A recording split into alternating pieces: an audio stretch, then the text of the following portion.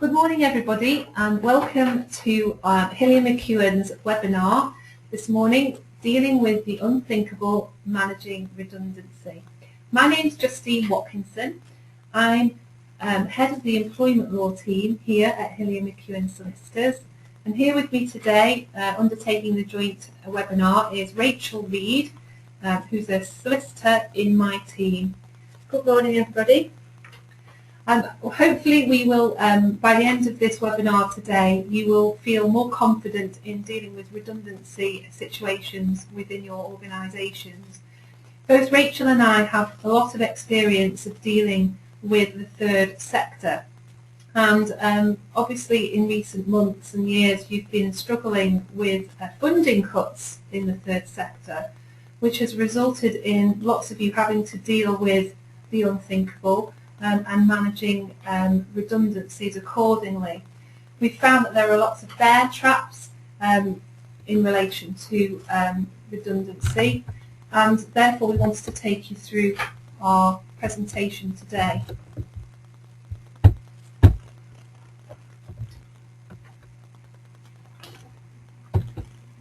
Hillyer McKeown Solicitors, as a little bit of background, is a commercial law firm. We're based in Chester, Deeside and on the Wirral, and we do have a diverse UK-wide client base. But today we are focusing in on our experience on the charities and the third sector. We're listed in the Legal 500 as excellent and proactive, and quite funnily today I just had an update in the Legal 500 that also says I'm very intelligent, and I'll leave that one for you to decide by the end of the webinar. Okay, so what are the aims and the objectives of the webinar today? Well, what we want to try and do is to educate you in relation to redundancies. We want to take you through the procedure because redundancy is a very, very procedurally driven exercise, and you've got to get the procedure right. We want you to understand the procedure and the pitfalls in the procedure, and hopefully that will then give you the confidence to be able to deal with these very tricky issues. So hopefully we will have ticked all those boxes for you by the end of the presentation today. So what topics are we going to cover? Well, we're going to deal with what is the legal definition of redundancy, and how does that legal definition fit in, particularly with funding cuts, because obviously we want to focus in on that area today, drawing on our extensive experience of dealing with these matters. We want to take you through the procedure, stage by stage, detailing what you're required to do and some of the pitfalls, and obviously deal with the common pitfalls that you will face. Okay. Over to Rachel. Good morning everybody. So we just want to take you to the basics of the employment law when looking at redundancies, as we think it is imperative and important really for you to understand when does a redundancy situation occur. So we're specifically looking at the definition of redundancy in section 139 of the Employment Rights Act. So when does a redundancy situation occur? It occurs when a business or organisation closes, when the workplace closes, so the location that the employees are working from, and thirdly, when the employer needs to reduce their workforce, i.e. where there is a reduced requirement of the number of employees to carry out a particular kind of work. So there are three definitions, and we will be going back to those definitions throughout this seminar. And then keeping with the law and definitions, there are 5 potentially fair reasons for dismissal within which redundancy does fall in. So first of all is misconduct, which you will know when an employee has been bad.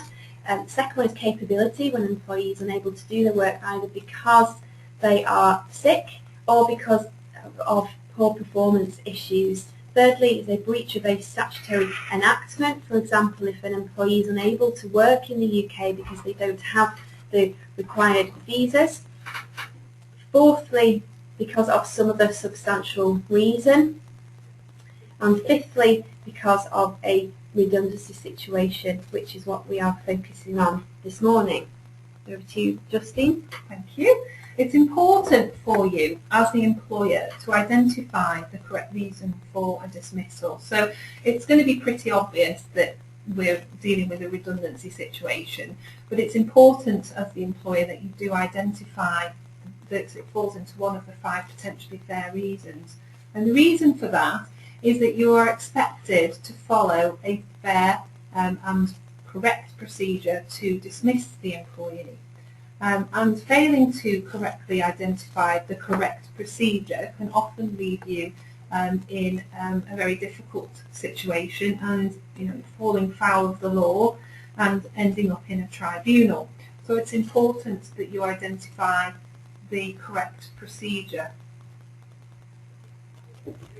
Moving on to redundancy and funding cuts, one of the questions that we often get answered is, get asked is, how do funding cuts fall into the legal definition at section 139? Well, we think that they fall under point C in section 139, which is where there is a requirement to reduce the numbers of individuals delivering the service.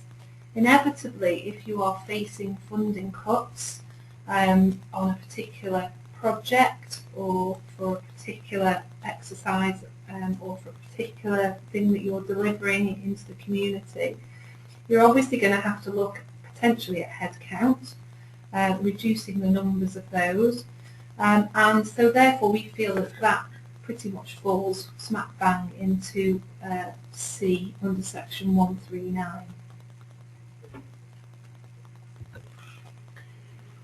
So now looking at when will redundancy dismissal be unfair? Well, in order for dismissal for redundancy to be fair, there are specific criteria that the employer must follow.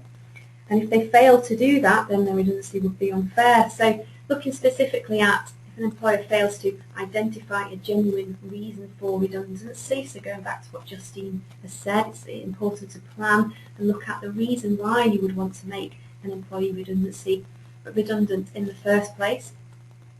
If an employer fails to consult with individuals, so to explain why they are in that situation and what has led to that situation.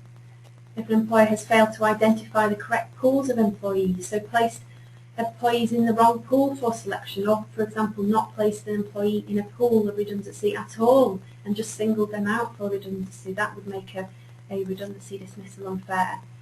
An employer failing to apply objective selection to the pools of employees where selection is required, or failing to offer suitable alternative employment where it is available.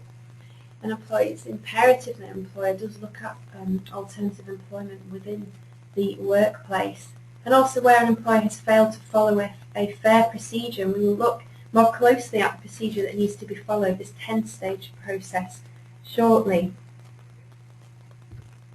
So looking specifically at bear traps of redundancies, which could also make a redundancy dismissal unfair. In particular, maternity situations, we know this is quite complicated, and we frequently get asked the question related to maternity and redundancy. What rights do women have when they are on maternity? Well, the right that they have is not to be given a job outright. It's if they are provisionally selected for redundancy, say for example they fall bottom of a selection pool, well they trump any suitable alternative job that may be available within the organisation. So it's very important to seek advice if you do face a redundancy situation with a lady who is on maternity leave.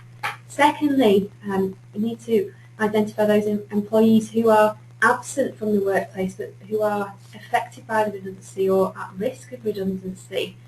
So for example, those who are on sick leave or dependent leave, parental leave, it's important that they are included in part of the redundancy consultation and the redundancy process. Maybe that they are too sick to attend a redundancy meeting, so it's looking at making adjustments to that process. So for example, going to their home to consult with them directly, or suggesting that they submit written representations, or even send a representative in their place to a redundancy meeting. So these are just examples of where what we would call bear traps, so where you have to be careful when dealing with those sorts of individuals.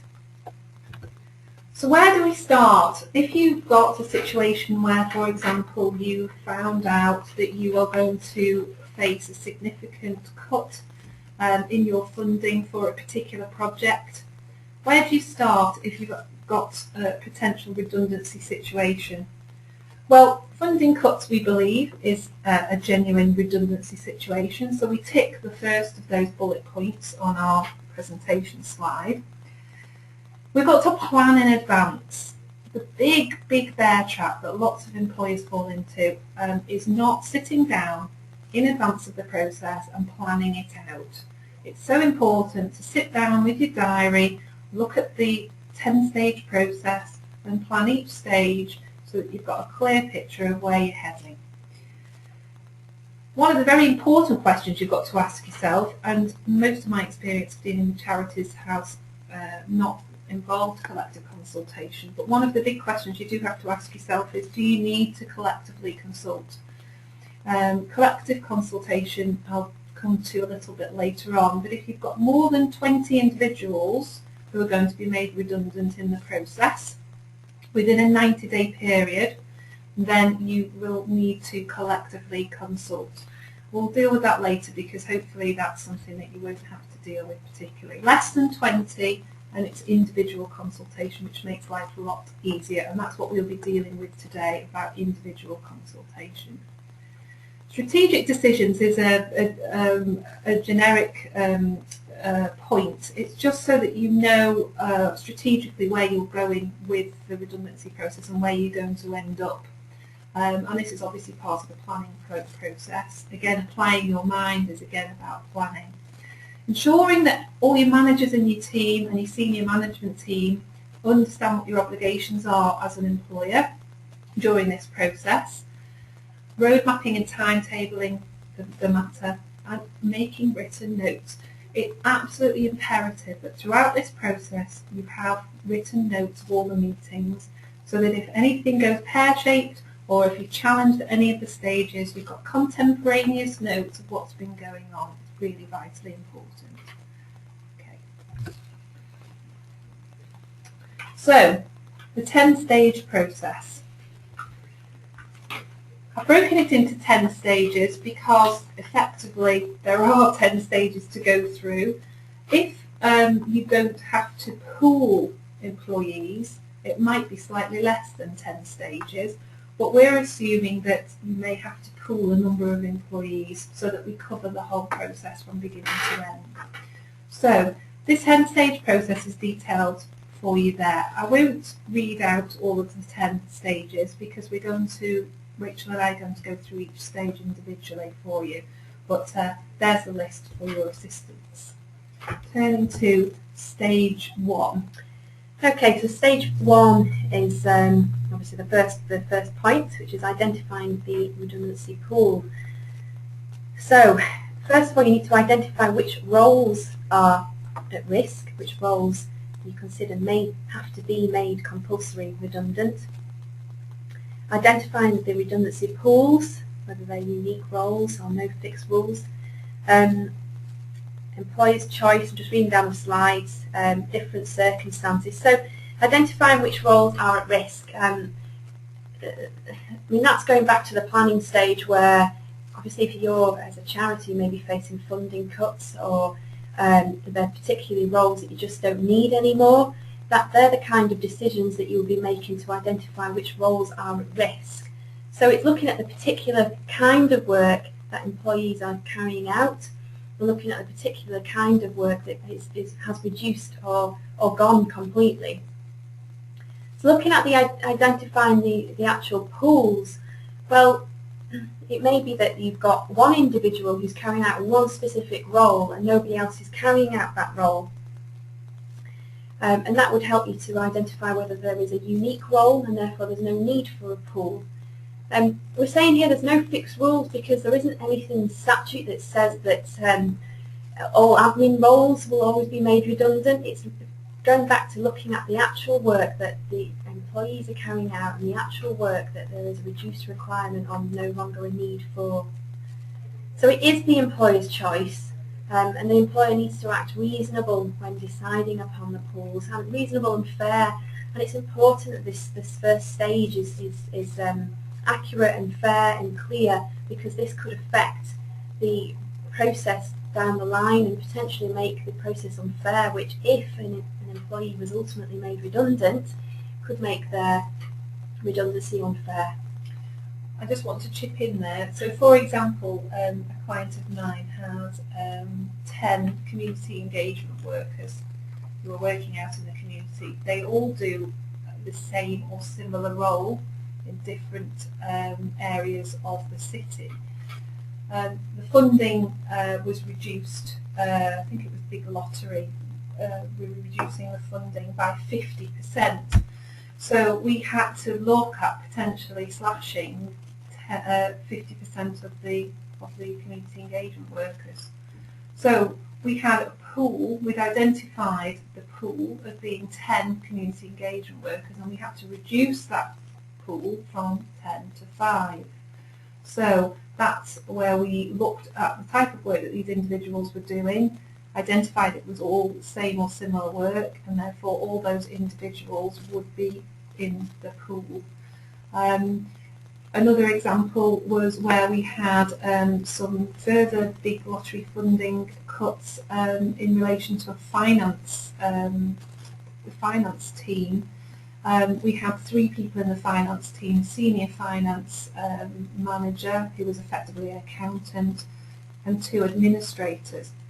We could only afford to keep the senior individual in place, so we then had to look and identify what the pool would look like for the other 2 individuals. Now, the other 2 individuals in the finance team did slightly different jobs. Although it was finance related, they did actually do slightly different things.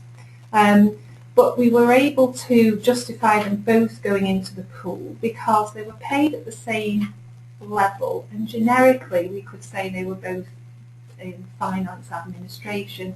So we have to look at pools very carefully when you first set up the process, and be very careful in identifying who goes in and who doesn't.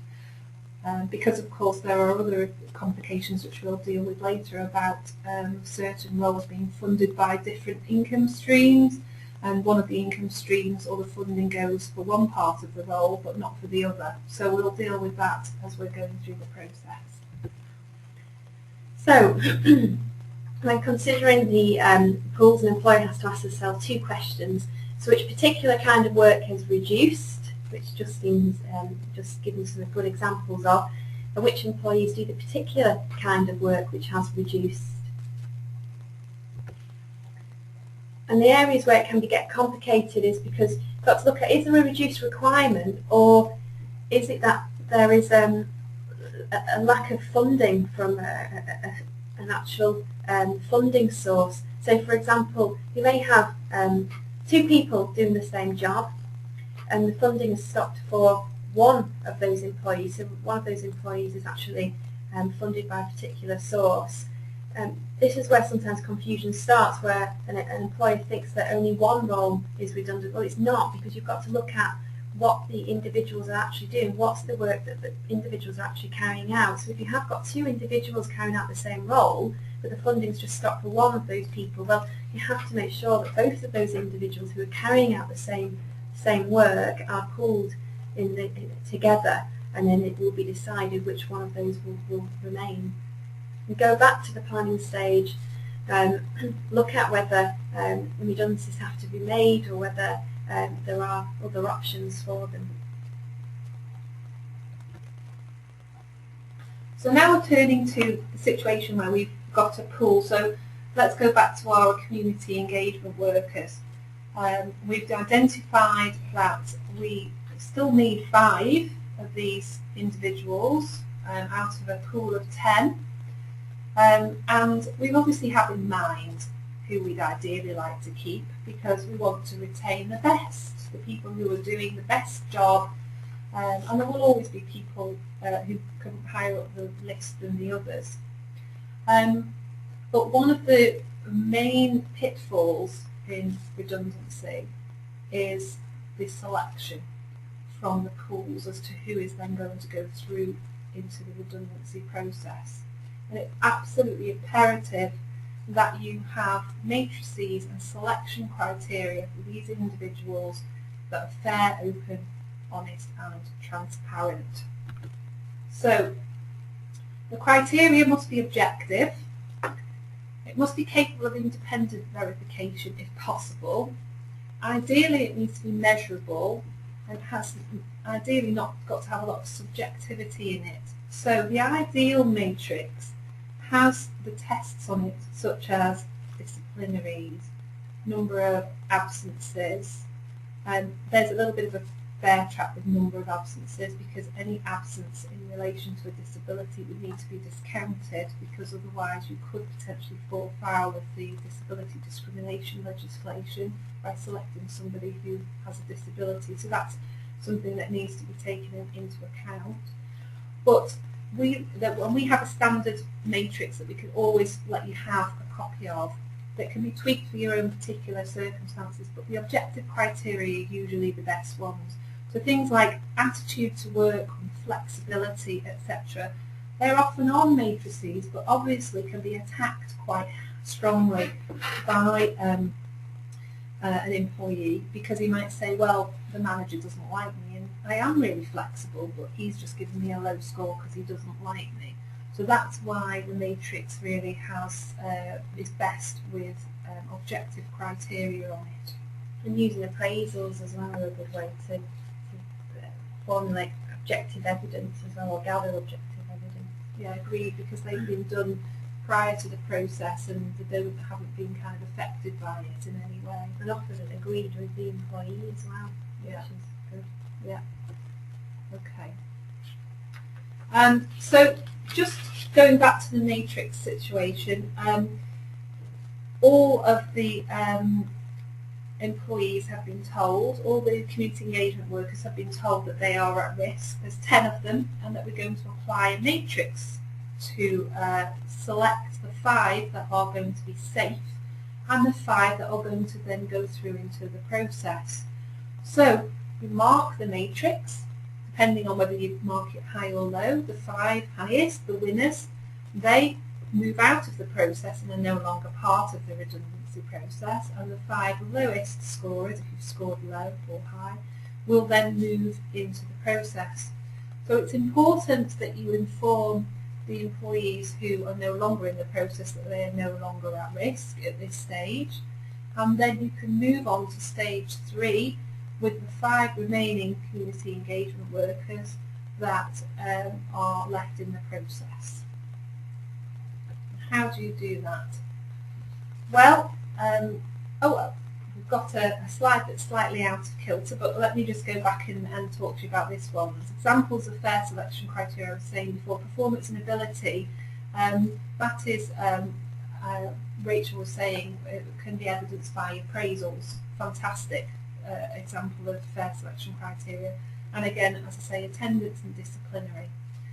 We have got a sample matrix which we can let you have, so if you drop us an email after this webinar, we can sort out sending you an example matrix over.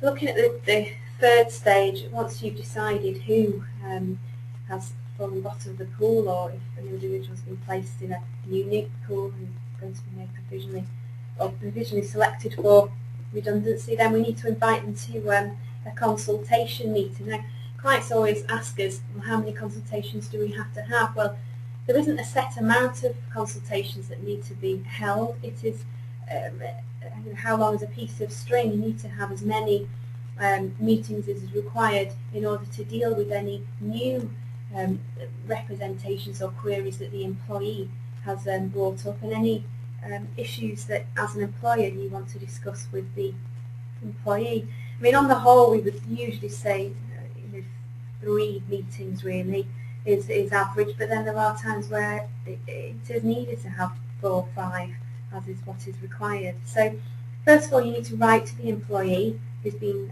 provisionally selected for redundancy and inform them of that, inform them of the date and time and location of the meeting. who will be chairing the meeting and the name of that person. And it's always good to have a note taker present at the meeting, because as Justine was saying before, you should always make notes of the meeting on anything that's said during the redundancy consultation process. So it's always good to have a note taker there on behalf of the organisation, and also the individual has a right to be accompanied at the meeting by either a work colleague or a trade union representative. And also, we also like to add in at the bottom of those invite letters that if the individual has any disability requirements, that they should let you know. And then also if they're unable to attend the arranged meeting for a reason, it may be because they are sick, or it may be because their representative can't attend the meeting, then you need to make sure you're open-minded of when that meeting should take place. And just touching upon that point, actually, when an employee is off sick and they say they can't attend because they're giving you a note from the doctor saying they're unfit to work, we say that just because a GP has signed an employee off sick, it doesn't mean to say that they're not sick, they're not well enough to attend a meeting, so they're not fit enough to carry out their day-to-day job, but not necessarily not fit enough to attend a meeting. So, I mean, if those types of issues do arise, they're obviously issues that we can advise you on. I mean, it doesn't necessarily mean that the meeting can't go ahead. So looking at the stage 4, the actual first consultation meeting, hopefully the individual has turned up with their representative, but sometimes they don't want to be represented, sometimes they're not part of a union and they find it awkward to have a work colleague attend with them. It's actually their statutory right to be accompanied by a work colleague or a trade union representative, but it may be in some circumstances they make a request for someone else to attend on their behalf. You don't necessarily need to point blank turn them down, maybe that you take a view on that, but it's always something to keep your mind open to decide whether or not someone else would be appropriate to represent them at that meeting. So you'll have your chairperson, the nominated chairperson will attend the meeting together with a note taker, and the chairperson will confirm the reason for the meeting, so they'll explain that obviously the company have carried out, or the organisation has carried out a review of the business and identified that some compulsory redundancies need to be made, for what reasons and in what areas. There's a reduced funding, so therefore there's a reduced need now for the number of employees to carry out a particular kind of work. The employer should always provide the employee with a copy of their matrix, only their matrix. They don't need to see, well, you might show them the different scores of the pools, so how they fell. They obviously fell bottom of the pooling. You don't need to necessarily tell them that Joe Bloggs scored 47 or Pippa scored 3. They can see the actual scores, but they don't need to know which score that is attributed to each individual. And they're particularly looking at their scores, so there's no good them saying, I don't understand why Joe Bloggs has scored more than me because I know he's inflexible and he's always going home early. It's a matter of looking at their score and talking about them. Well, you don't feel that you should have scored 6 for flexibility, you feel that's too low, but give me some reasons as to why we should score you higher. So again, it's looking at them and looking at the way they work. Ask for any proposals or thoughts. They may say that actually some evidence that was used to arrive at their scores unfair, and it's asking them to, for the reasons why they think those scores are unfair, the reasons why they don't feel they should be in this situation, and then that means that you can go away and investigate those proposals that they have made, those thoughts, and go and speak to people who may be able to give you a response to that, so you can properly feed back to the individual. And also make sure that in every single meeting, and this is absolutely fundamental to ensure that if ultimately an individual is made redundant, you have consulted with them about suitable alternative roles, or even indeed alternative roles within the organisation. Now, for suitable alternative roles, it is up to the employer, it's subjective of the employer to decide whether they consider the individual before them is suitable for an available role within the company. as Justine said, the whole point of a redundancy process is to retain the best people for the jobs, retain the best people in the organisation. And if you feel that an individual needs any amount of training for an available role, then that doesn't make that role suitable, so you don't have to automatically offer that to them. It may be that you say, look, there is alternative roles within the organisation, we don't think that you've got the necessary skills and you would need training, therefore we want to either ask you to interview for the role, and you can interview them and decide whether they should be given the role, or if it's not necessarily a suitable alternative role, you could actually provide them with training and train them and extend the trial period. So with trial periods, it's a 4-week, just going to the next slide, it's a 4-week trial period, statutory trial period for an alternative role. But if you want to provide an individual training for that role, which goes beyond the 4 weeks, and if it is decided at the outset of providing them with the new job, then you can extend that trial period for whatever length of time that you deem is fit. So that could be 8 weeks, it could be 12 weeks, and within that trial period, if either the employee or you as the employer decide that actually this is not working out and you don't think that the employee is grasping the role as well as you thought they would, then you would essentially then be able to dismiss them for redundancy. But obviously if you do find yourself in that situation, always take advice before you do ultimately inform an employee that they are dismissed for reason of redundancy. Also looking at bumping. Bumping is a complicated one.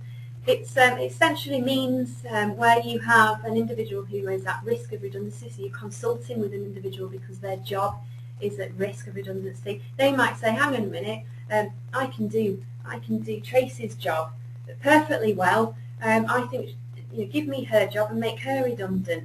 Well, what does the law say in relation to that? Well, the tribunal says that an employer has to apply their mind, and we've seen that term earlier that Justine went over before, apply your mind to bumping. So that means, yes, you do have to look at it, you do have to consider whether Tracy should be dismissed in place of Joe Bloggs, but you don't necessarily have to do that, because that can be a risk in itself, because then Tracy could bring a claim for unfair dismissal. But what you could say is simply say, well, we don't consider you could just do Tracy's job this afternoon and start running with it. We would have to carry out some training for you to do that job. So we don't think in this situation bumping is appropriate. You just need to bear that scenario in mind when going through the consultation process. An employee's refusal, well, where an employee is at risk of redundancy and you're saying to them, you are at risk, your job as admin manager is gone, but actually we've got another role as sales manager, essentially doing exactly the same role, it's on the same salary, you're doing the same work, it's just different type of work, but you're perfectly capable of doing it. That's a suitable alternative role. If an employee unreasonably refuses to take that job, then actually you could ultimately make them redundant but not have to pay them their redundancy pay. They wouldn't be entitled to that because they have unreasonably refused the offer of a suitable alternative role. Thank you. Okay then, so we've had the first meeting, and Rachel's taken you through some of the really important things that you need to discuss at that first consultation meeting. It's very important to clarify any questions the employee has in respect to the matrix, and it's also important at that first consultation meeting to have said to the employee, look, have you got any ideas, any thing that you can help us with to save your role? Now, it's difficult when we're talking about funding cuts, because at the end of the day, if you are facing funding cuts, whatever the employee says is not necessarily going to change the fact that you are facing a massive slash in your funding. But we have on occasions come across scenarios where employees have said, well, hold on a minute. For example, my community engagement workers all came in and said, well, what about if we all shared the pain and we all reduced our working hours from 8 hours a day to 5 hours a day, and therefore we only come in each, for 5 hours a day, and we share the loss of funding across all of us. Now, that is a wonderful gesture for these individuals to have made, and actually, worked very well for the organisation I was advising. So you have to give the individuals an opportunity to put ideas forward as to how they might be able to help the organisation or the company or the business deal with the situation that they're facing. So you've had the first consultation meeting, they might have raised some of these individual bits and pieces. You're now obliged under the ACAS code to invite them to a second consultation meeting, which again is by letter, stating the date and time. It usually has a summary of the first meeting, so the letter will say, we have the meeting, we discussed A, B, C, D, E. It confirms who will be chairing the meeting and if there will be a note taker, and again the individual has the right to be accompanied at that meeting. So stage 6 and the second consultation meeting takes exactly the same format as the first meeting. You have your chair and your note taker, the employee is entitled to be accompanied. The chair again confirms the reasons for the meeting and sets out the background to the redundancy. And then we sum up the discussions that we had in the first meeting.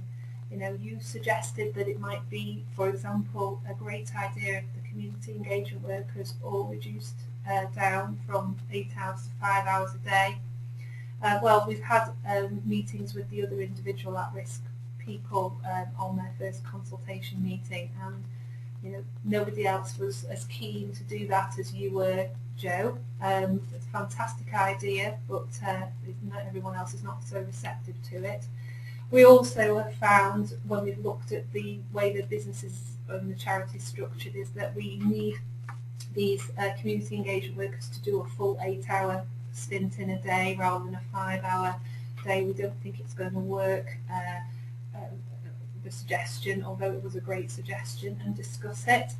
Invite the employee to make any new proposals that they might have come up with whilst they've been pondering their position, and make them feel it's right that all their proposals will be reviewed and considered. This process is all about consultation. At no point in the process should the employee feel that you've already made up your mind definitively about what is going to happen. Always be receptive to the ideas and proposals that are being put forward, and that you'll take them away and consider them. And the final one was a practical tip on that slide, is keeping notes. So stage 7 has come to the decision where you're having to make an individual redundant by written dismissal. So it's important that you set that out in a letter to inform them of, maybe first of all to deal with any representations that they made or proposals they made in the second consultation meeting, and provide them with your answers to that. To set out in writing when their employment will terminate, if they've been paid a payment in lieu, their accrued holidays that are untaken, and what their redundancy payment will be and how that is calculated, and giving them a right of appeal as well for that redundancy. Now, you can just send that letter to them in the post if you wanted to, or email that, but we say it's best practice really if you called that individual in for, say, a third consultation meeting, to say to them, look, we've considered the proposals you made in the second consultation. This is our response to those proposals. Unfortunately, we haven't been able to identify any suitable alternative work for you. You've confirmed that you don't want to apply for any of the available jobs that are in the organisation, if there are any. We haven't been able to identify any ways to avoid your redundancy, so unfortunately we have had to make the decision to make you redundant and provide them with the letter. You could even go over the payments that will be due to them, explain to them that they'll be paid in lieu of their notice, and therefore their final day of employment will be that day. I've gone over this slide already, just looking at what the individual will be paid. So the next stage is stage 8, which is well, it's a letter inviting the employee to the appeal hearing. In matter of fact, that will be set out within the dismissal letter. So you'll be setting out that they have a right to be so they have a right to appeal, which would be in their dismissal letter, and then what the individual will do, they'll have normally 5 working days to respond to that letter.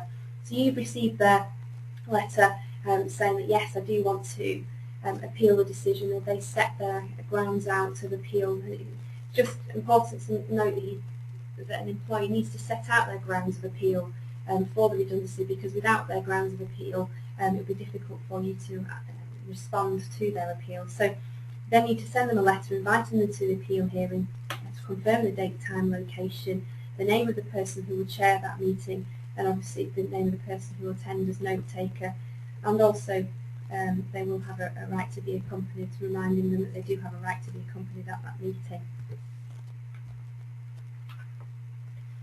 So we got to the appeal hearing. Again, we've got to have a chair and a note taker.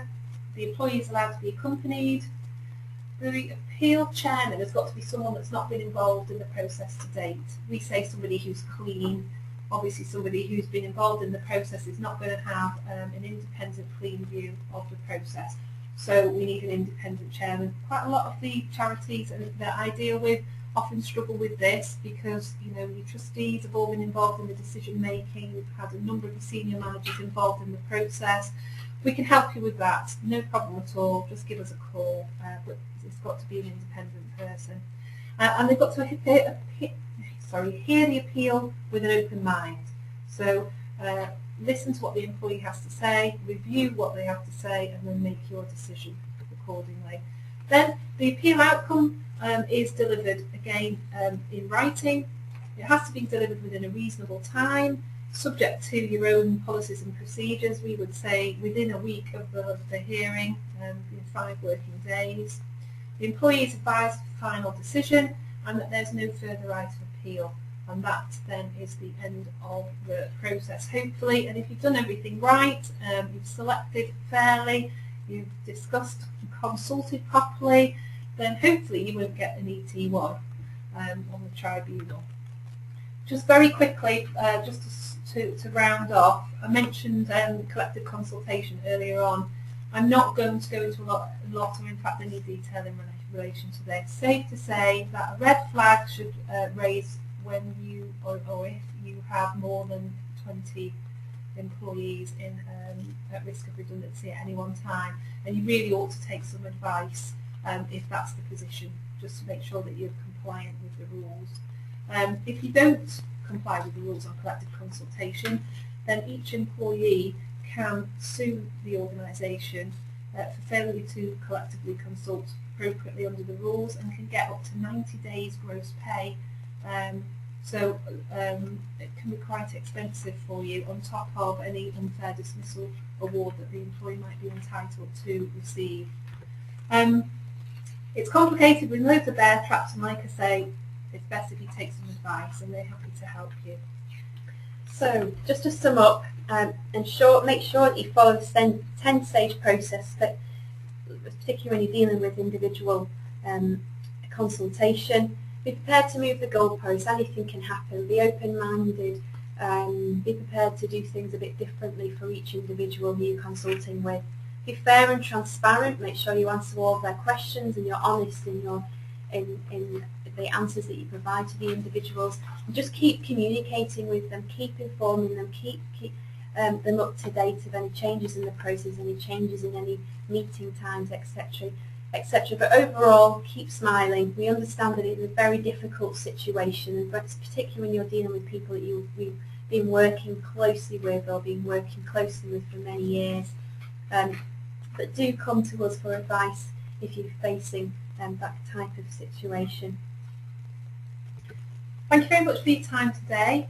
I was just flipping through the last 2 slides in the presentation, just to flag up that we have a fixed price employment law service, which we do provide to a number of charities, that has got numerous benefits.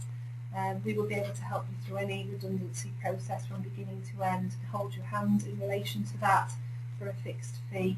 The details are on this slide, but if you'd like to discuss it with us, please do not hesitate to contact either Rachel or myself, and we'd be more than happy to pop out and discuss it with you. Thank you very much for your time today. Thank you.